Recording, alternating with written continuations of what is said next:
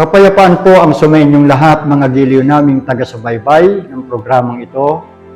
At patuloy po tayong nagpapasalamat sa Panginoon na laging nagpapahintulot na tayo ay magkasama-sama sa mahalagang pagkakataong gaya nito sa pamamagitan ng pag-aaral ng kanyang mga salita mula sa mga banal na kasulatan na ipinaglilingkod sa atin ng programang ito, ang Kabanal-Banalan.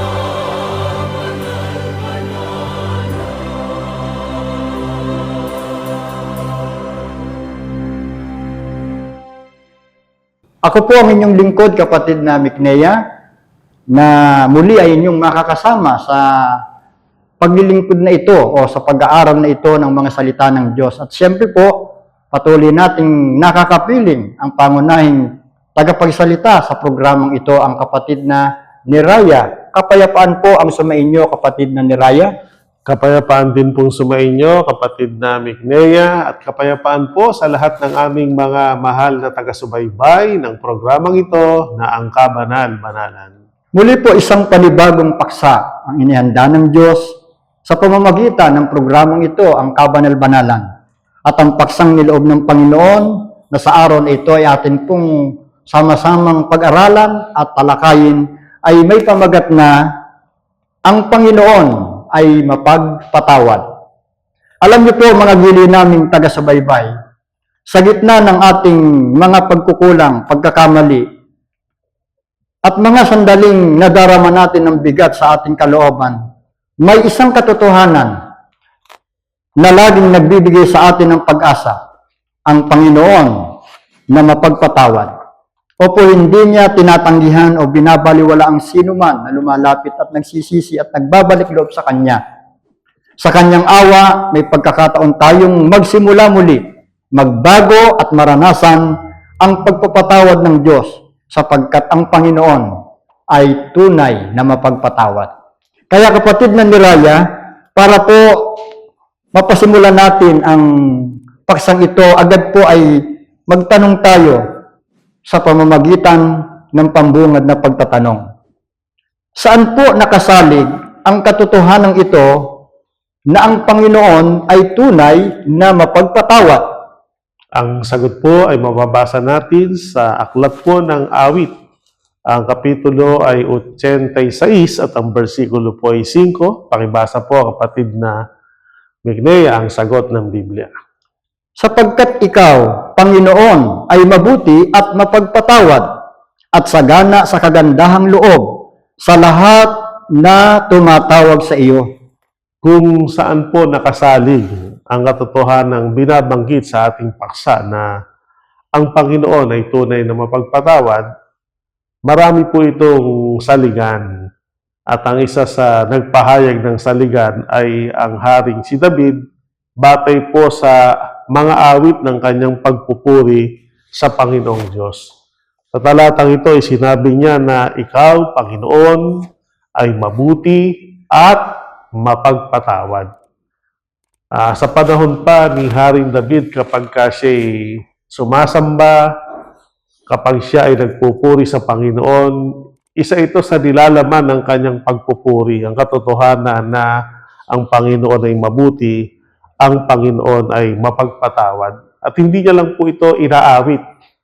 Sapagkat ito nga po isang katotohanan, pwede natin sabihin na ito rin ay isang testimonyo batay po sa naging karanasan niya na siya rin naman ay pinatawad ng Panginoon. Ang Panginoon ay naging mapagpatawad sa kanya. Kaya yung sinasabi sa ating paksa na ang Panginoon ay mapagpatawad, ito po ay isang katotohanan at ito ipinapahayag ng mga unang lingkod ng Diyos at naranasan nila sa panahon na sila'y magkasala, magkamali, sa halip na sila'y parusahan ng Panginoon batay sa kanilang mga naging pagkukulang at kasalanan, palibhasa ang Diyos ay mapagpatawad, naranasan nilang bigyan sila ng Panginoon ng pagkakataong magsisi, magbago, at nang makita ng Diyos yung kanilang pagsisisi at pagbabago, naranasan nila ang pagiging mapagpatawad ng ating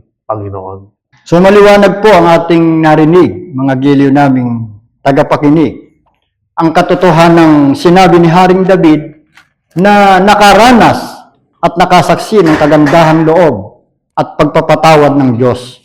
Kaya nasabi niya, ang Panginoon ay mabuti at mapagpatawad.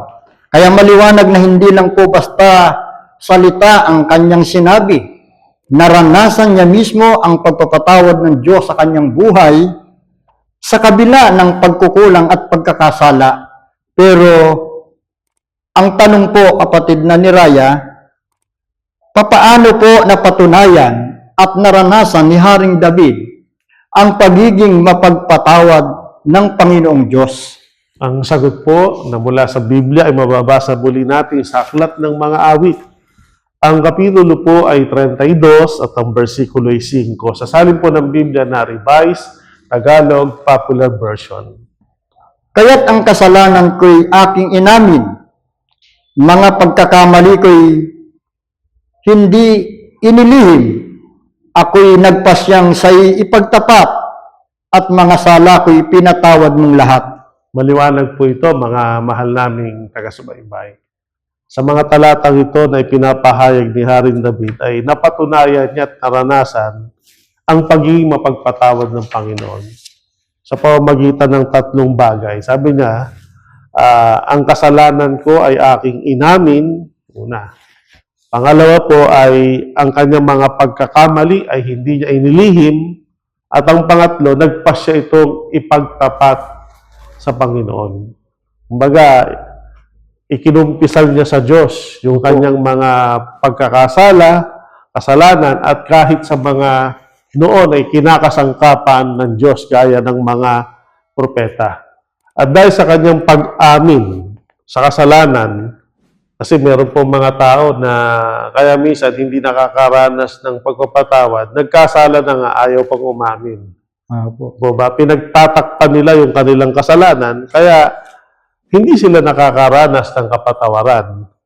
At yung iba, nagkakamali na nga, nangangatwiran po.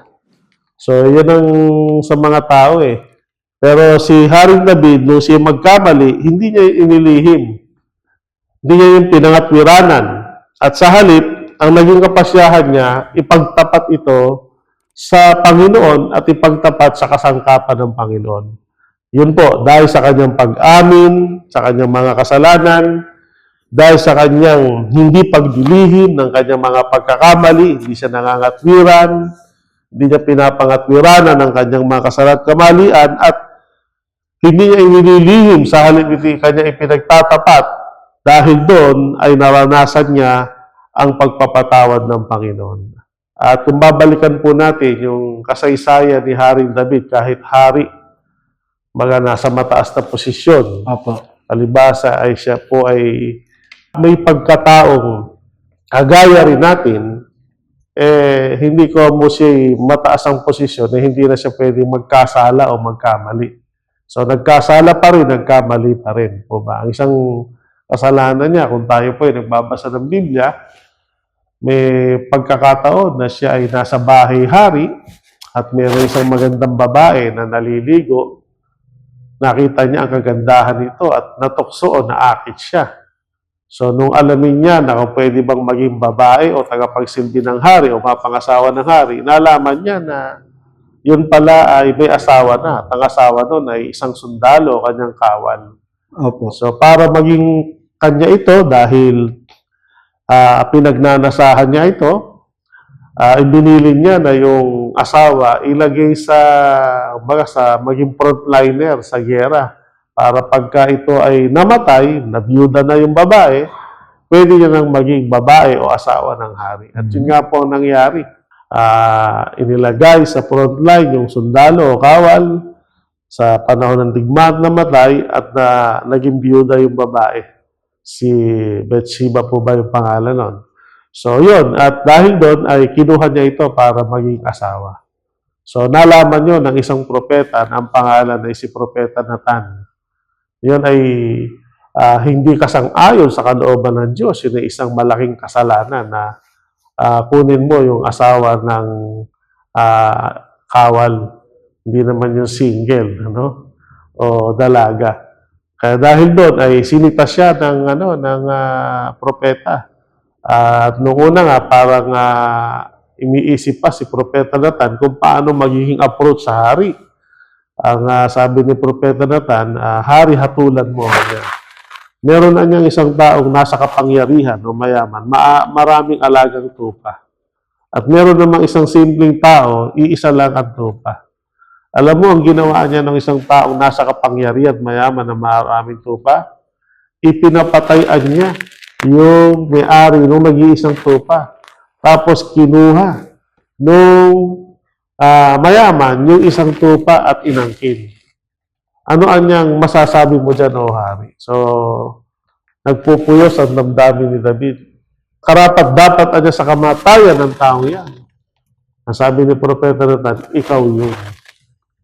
So, paano ang naging yun? Ikaw, bilang hari, may karapatan kang magkaroon ng asawa, may karapatan ka rin magkaroon mga babaeng tagapagsilbi, pero itong kawal mo, nag-iisa lang. Kinuha mo pa, ipinapatay mo yung kawal at kinuha mo yung kanyang asawa dahil ikay natukso sa kanyang kagandahan. So, hindi na po nangatwiran. Hindi ginamit ni David yung kanyang kapangyarihan. Pwede sabihin, kung ibang hari, wala kang pakialam. Hari ako dito, masusunod ang gusto kong gawin. At pwede niya ipapatay yung propeta. Pero sa halip na maging ganun ang kanyang reaksyon, nang maunawaan niya yung kanyang kasalanan, inamin niya yon. Yung kanyang kasalanan, inamin niya yung kanyang pagkakamali, ipinagtapat niya at nagsisi siya, humingi siya ng tawad. Kaya sa halip na siya'y parusahan ng Panginoon, siya ay pinatawad ng Panginoon. So ang punto rito, nang sabihin ni Haring David na ang Panginoon ay mabuti at mapagpatawad, hindi lang yan isang lyrics ng awit na pinupuri ng Diyos, kundi batay sa kanyang karanasan, napatunayan niya talaga sa laki ng kanyang kasalanan, sa laki ng kanyang pagkakamali, nung aminin niya ito, nung ipagtapat niya ito, at nang ito ay hindi niya ilihim, nagsisi siya at nagbago, pinatawad siya ng Panginoon. So yun po mga giliw naming tagapakinig. Kaya napakahalaga po na kapag tayo ay nakagagawa ng mga kasalanan, lalo na kasalanan laban sa Panginoong Diyos, dahil ang Diyos naman ay mapagpatawad, ang kailangan lang po aminin, magsisi, at mangako ng pagbabago. At yan po ang ginawa ng Haring David. Nagsisi siya, kaya naranasan ni David ang pagpapatawad ng Diyos. Ito po ay sa pamamagitan ng kanyang pag-amin at hindi pagtatago ng kanyang mga nagawang pagkakamali. Siya nagbalik loob sa Diyos. Sa karanasang ito, mga giliw naming taga-subaybay, malinaw kung gaano kalaki ang awa at kabutihan sa sino mang tao na magsisisi sa harap ng Panginoon. Ngayon, kapatid na ni Raya, papaano po naman naranasan at napatunayan ng mga mamamayan ng bayang Israel ang pagiging mapagpatawad ng Panginoon? Ang sagot po ay mababasa natin sa kasaysayan na nasulat sa Biblia pa rin sa Aklat ng Mga Awit, 78:38. Pakibasa po, kapatid na Miknea.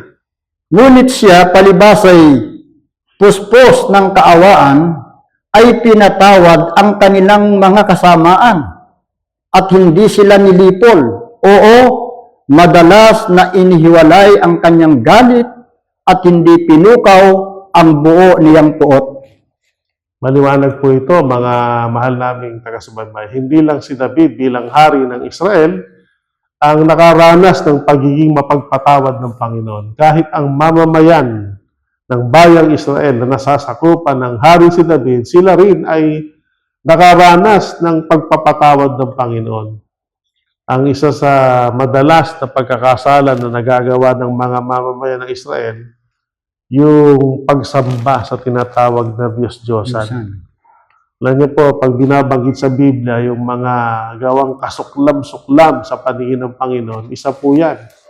Yung ang tao ay sumasamba sa halip na sa tunay na Diyos na may lalang, ang sinasamba, yung mga Diyos-Diyosan, yung mga bagay na nilalang. Pagka ganun ang ginagawa ng mga tao, sila po ay nagkakasala laban sa Panginoon. Pero palibhasa ang Diyos po ay mapagpatawad sa halip na parusahan agad, sa halip na lipulin agad ang mga taong ito, binigyan pa rin sila ng panahon, ng pagkakataon para magsisi, para sila'y magbago. Opo, naranasan at napatunayan ng bayang Israel ang pagiging mapagpatawad ng Panginoon sa panahon na madalas silang nagkakasala, madalas din silang pinatatawad ng Panginoon. Palibhasaan niya, ang Panginoon ay puspos ng kaawaan, ay pinatatawad sila sa kanilang mga kasamaan at hindi sila nalipol. Kaya yung kasaysayan ng bayang Israel hanggang ngayon, may mga Israelita pa rin, may mga matandang bansa na ang Israel sa kasaysayan. At bagamat hanggang ngayon, lagi silang hinigera, di po ba? Opo. Laging merong pagtatangka ang mga kalaban nilang mga bansa. Hindi pa rin sila nauubos. Hindi pa rin sila nalilipol. Kasi sa halip na parusahan sila ng Panginoon, binibigyan sila ng Panginoon na ituwid yung kanilang pagkakamali, unan yung kanilang pagkukulang, at itama at pagsisihan yung kanilang mga nagawang kasalanan. Sa gayon, nakararanas pa rin sila ng pagpapatawad at hindi po ipinapaubaya ng Diyos na malipol ang lahing Israel mula noon hanggang ngayon. Ayan po, talaga ng Israel, nung mga panong yun, sa kabila po ng paulit-ulit na pagsuway at pagtatakwil sa Diyos at pagkakasala, gayon nila naranasan ang paulit-ulit din na pagpapatawad ng Diyos. Naging laging bukas ang pagpapatawad ng Diyos sa kanila. Kung hindi kaya magiging mapagpatawad ang ating Panginoong Diyos, kapatid na ni Raya, ano po kaya ang mangyayari sa mga taong nagkakasala ngayon? Ipinahayag din po ni Haring David ang pwedeng mangyari kung ang Diyos ay hindi magiging mapagpatawad. Nasulat po ito sa Aklat ng Mga Awit, Kapitulo 130, versikulo 3 hanggang 4. Kung ikaw, Panginoon, magtatanda ng mga kasamaan, o Panginoon, sinong tatayo? Ngunit may kapatawaran, taglay ka, upang ikaw ay katakutan.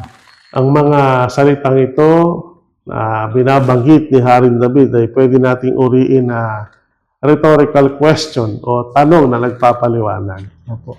Sa pakikipag-usap niya sa Diyos ay sinabi, kung ikaw, Panginoon, ay magtatanda ng mga kasamaan, sa ibang salita, kung hindi ka magiging mapagpatawad, ililista mo at gaya ng utang ay itatala ang tatandaan ng lahat ng kamalian at kasalanan ng tao, sino anyang makatatayo sa iyong harapan?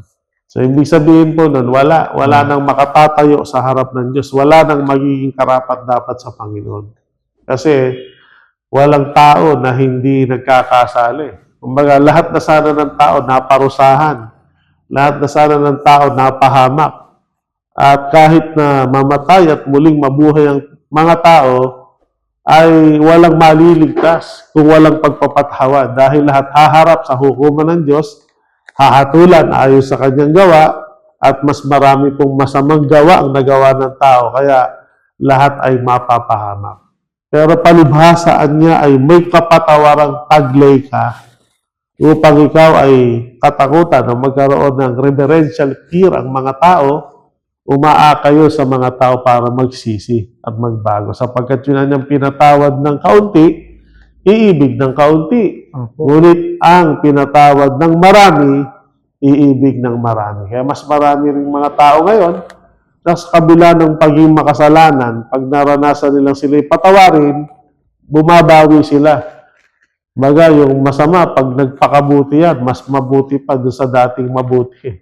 Kasi, ang ano nila sa ganito lang silang paraan, makababawi sa Panginoon. Kaya, hindi maaaring ang Diyos ay hindi maging mapagpatawad, sapagkat kung magkakagayon, walang maliligtas. Pero salamat na lang, ang Diyos na ating Panginoon na kinikilala, sinasambat, pinaglilingkuran ay Panginoong Diyos na mapagpatawad, kaya nasa atin ang pagkakataon para magkaroon tayo ng spiritual na talagang magandang kinabukasan. Yung hinahangad ng Diyos at gusto rin natin sa halip na tayo mapahamak ay maligtas, magkakaroon po yan ng kaganapan. Opo, mga giliw naming tagapakinig, ayon po sa talata na ipiniliwanag ng kapatid na ni Raya, kung susukatin o ang Diyos ay magtatanda ng kasalanan ng tao at siya ay hindi magiging mapagpatawad, wala pong makatatayo na sa harapan ng ating Panginoong Diyos. Ibig sabihin, ang tao po ay mananatiling nasa ilalim ng hatol at kawalan ng awa. Ngunit ang Diyos palibas ay may kapatawarang taglay, gaya ng nabanggit sa talata, upang siya ang wika ay katakutan. Ngayon po naman, kapatid na ni Raya, ano po ang aral na nais matutunan natin at ng ating mga tagapakinig sa pagkakilala sa Kanya bilang Diyos na mapagpatawad? Ang mensahe o lesson na dapat po ay maunawaan natin at pagsikapang may apply sa ating buhay, kaya ang Diyos ay naging mapagpatawad sa atin, ay para maging mapagpatawad din tayo. Mababasa po ito sa sulat ni Apostol Pablo sa mga taga-Kolosas, Kapitulo 3, versikulo 13. Magtiisan kayo sa isa't isa at magpatawaran kayo sa isa't isa. Kung ang sino man ay may sumbong laban sa kanginuman, na kung paanong pinatawad kayo ng Panginoon, ay gayon din naman ang inyong gawin. Napakaliwanag po nito. Ang aral na gusto ng Diyos na matutunan natin, pagkatapos nating makilala na siya po ay Diyos na mapagpatawad, matutunan din nating maging mapagpatawad. Kung ang Diyos, paano niya ba hinaharap yung mga taong makasalanan? Ang damdamin ng Panginoon, naaawa siya, bunga ng awa. Sa halip na magalit at magparusa agad sa mga nagkakasala, pinapatawad niya, binibigyan niya ng pagkakataong magsisi, magbago, at pinatatawad niya. Kaya tayo, ganun din sana natin tratuhin yung ating mga kapatid, yung ating mga kamag-anak, kaibigan, kakilala, ang ating kapwa-tao na nagkakasala sa atin, nagkukulang sa atin. Gayahin natin ang Panginoon. Sa halip na magalit tayo ay umiral ang pag-ibig sa kapwa at bunga ng pag-ibig ay mahabag tayo o maawa tayo sa mga nagkakasala. At bunga ng awa, matuto tayong magbigay ng pagkakataon para ang mga taong nagkakasala ay magsisi din naman, magbago, at kung humingi ng kapatawaran o hindi man, ibigay natin yung pagpapatawad gaya ng Diyos na pinatawad tayo. Sapagkat kung hindi magiging gayon, sabi ng Biblia, pag hindi kayo marunong magpatawad, hindi rin kayo patatawarin. Kaya sabi sa Biblia, magpatawaran kayo sa isa't isa. Kung sino man ay may sumbong labang kanginuman tungkol sa mga masamang bagay na nagawa sa kanya, kung paano pinatawad niya kayo ng Panginoon, gayon din ang inyong gawin. Kaya inuulit ko po, ang mensahe o aral ng Diyos, kaya napakilala siya sa atin bilang Diyos na mapagpatawad para tayo matuto ring magpatawad sa lahat o sa ating kapwa-tao. At kung magawa natin yun ay pagtulad sa kalikasan at sa pag-uugali ng ating Amang Diyos. At nagtatanghal yon ng ating pagiging tunay na mga anak ng Diyos. So, ayan po mga giliw naming mga tagapakinig sa ating naging pag-aaral. Nakita po natin kung gaano kadakila ang kapatawaran ng ating Panginoon. Kung hindi siya magpapatawad, gaya ng nabanggit kanina, wala isa man sa atin ang makatatayo sa kanyang harapan. Kaya ngayon po ay tinuturuan niya tayo. Iniiwan niya sa atin ang mahalagang aral na dapat nating matutunan. Kung paano tayo pinatawad ng Diyos, gayon din tayo dapat magpatawad sa ating kapwa. Hindi po ito laging madali, ngunit sa harap ng dakilang kapatawaran ng Diyos sa atin, ay madali natin itong magagawa. Nawa po ang araling ito ay maging paalala sa ating lahat kung gaano kalaki ang ibinigay na kapatawaran ng sa atin, gayon din dapat ang handa nating ibigay sa iba. Nawa po ipagpala ng Panginoon sa ating lahat ang diwa ng mensaheng ito, basbasan ng Panginoon sa ating puso't kalooban, mula po ngayon at magpakailanman. Amen. Maraming salamat po sa inyong pagtangkilik sa palatuntunang ito ng Kabanal-Banalang Iglesia ng Diyos kay Kristo Jesus. Kung nais po ninyong mapanood ang iba pa naming programa at upang lubos po ninyong makilala ang Kabanal-Banalang Iglesia ng Diyos kay Kristo Jesus, mag-subscribe sa ating YouTube channel na The Most Holy Church, bisitahin ang aming Facebook page na MHC Media. At bisitahin ang ating official website na www.mostholychurch.com. Maraming salamat po.